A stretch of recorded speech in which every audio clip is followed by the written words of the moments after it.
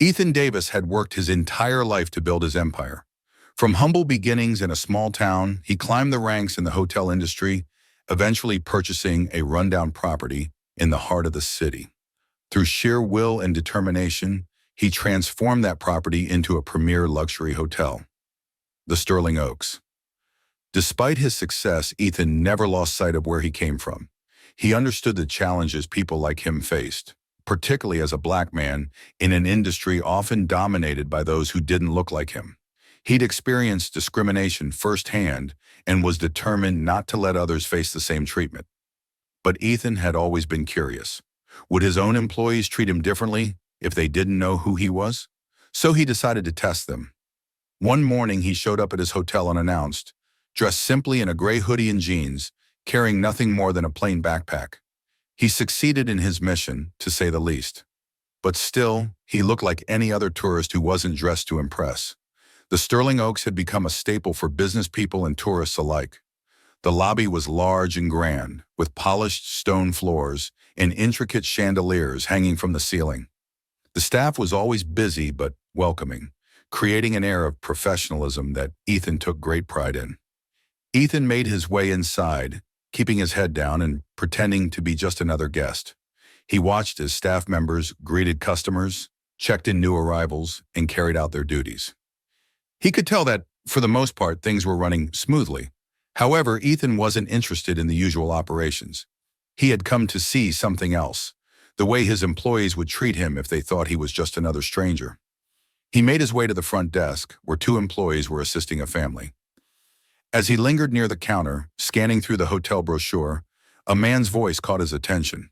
"Can I help you with something, sir?" The voice was sharp, almost impatient. Ethan turned to find a tall, middle-aged man standing in front of him. The man's name tag read, Jordan Manager.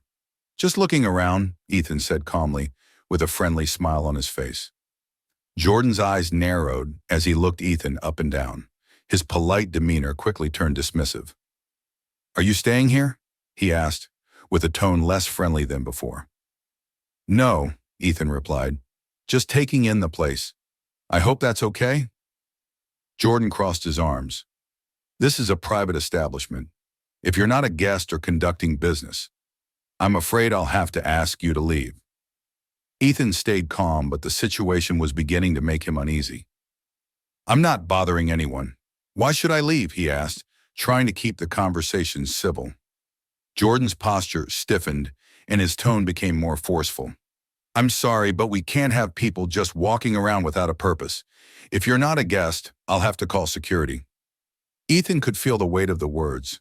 There was something about Jordan's attitude that felt off, too eager to kick someone out without asking the right questions. He wondered just how far the manager would push this. Before the situation escalated further, another voice interrupted them. "Everything all right here?" A woman stepped up to the desk, her confident stride giving off an air of authority. Ethan turned to see Sarah, the hotel's general manager, walking towards them. She had been with the hotel since Ethan took over and had earned his trust over the years. "I'm good. Just looking around," Ethan said, still remaining calm. Sarah glanced between the two men and could immediately sense the tension. "Jordan, what's going on?" Jordan hesitated, clearly uncomfortable. "This man was wandering the lobby, and I asked him to leave. He's not a guest, and I'm following protocol." Sarah raised an eyebrow, but her expression remained neutral. "You asked him to leave?" Jordan nodded, looking proud of himself. "Yes, he was just loitering. We can't have people hanging around the lobby," he said while thinking that people like Ethan would scare away potential guests. Sarah's gaze shifted to Ethan, who was still standing there with his backpack. Her eyes softened when she recognized him. "Wait a minute," she said, looking back at Jordan. "You don't know who this is, do you?" Jordan's confusion was evident. "Who is he? Someone I am supposed to know about?" "This is Ethan Davis," Sarah said, her tone now sharp and irritated. "The owner of the hotel, the reason this place is running as well as it is. He's the one who turned the Sterling Oaks into what it is today." Jordan's face turned pale. "The owner?" he stammered in disbelief while trying to stay composed. "Yes, Jordan," Sarah said with a slight edge to her voice. "The owner." Jordan's face flushed with embarrassment. and he seemed to struggle to find words. "I didn't realize. I didn't mean to." "Of course you didn't," Ethan interrupted, his voice calm but firm. "You didn't see a suit or an expensive watch, so you assumed I didn't belong here. That's the truth, isn't it?" Jordan opened his mouth but couldn't form a response. The silence was deafening, and the awkwardness of the moment hung in the air. But so did Jordan's job at that moment. Ethan took a deep breath, trying to remain composed. "This is exactly why I visit unannounced. I need to see how my staff behaves when they think no one important is watching. And today, Jordan, you failed that test." Jordan's shoulders slumped. "I'm so sorry, Mr. Davis. I never meant—" "I know you didn't," Ethan cut him off. "But you did it anyway. You judged me based on nothing but my appearance. And that's why you're being suspended, effective immediately." Ethan said while thinking that he couldn't believe someone who was acting so racist went under his radar all this time. Sarah's eyes widened in surprise, but she didn't say anything. Ethan was already making his decision, and it was clear he wouldn't back down. Jordan's face was a mixture of shock and shame. "I understand," he said quietly. Without another word, he turned and walked away, his head hanging low. Sarah looked at Ethan, her expression apologetic. "I'm so sorry about that. I'll handle it." Ethan nodded, watching Jordan leave. "It's not your fault, Sarah, but it's my responsibility to make sure something like this doesn't happen again." For the rest of the day, Ethan observed his employees. He spoke to the bellhops, the front desk staff, and the housekeepers. He saw mostly professionalism, but the incident with Jordan stuck in his mind. Everything was great, but as most of us do, he was thinking about the parts that weren't so great. Especially since that encounter reminded him of the many moments like that he found himself during his journey.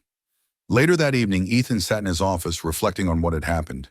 He had faced prejudice throughout his life, but to have it happen in his own hotel was particularly painful. His success and hard work should have been enough for his employees to treat him with respect.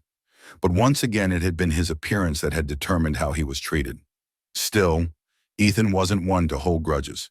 He believed in second chances. That night, he sent Jordan an email, acknowledging his apology, but also informing him of the mandatory training on diversity and inclusion he would need to complete before being considered for reemployment. The next morning, Jordan responded with another apology. This one seemed genuine. It wasn't based on fear and shock like the first one. He admitted his mistake, expressed his willingness to learn, and asked for another chance. Ethan leaned back in his chair, considering the situation. He knew people could change, but actions spoke louder than words. He decided to give Jordan the opportunity to prove himself. If he truly wanted to change, Ethan would help him get there. Since for him, racism was something that he wanted to completely eradicate from his establishment. In the end, Ethan made sure the hotel remained a place where everyone, regardless of their background, was treated with respect. He had built his success on that principle, and he wasn't about to let anyone forget it. As long as Ethan Davis was in charge of the Sterling Oaks, racism and prejudice had no place in his world. Did you ever find yourself in a situation like this? How did you react? Let us know in the comments down below.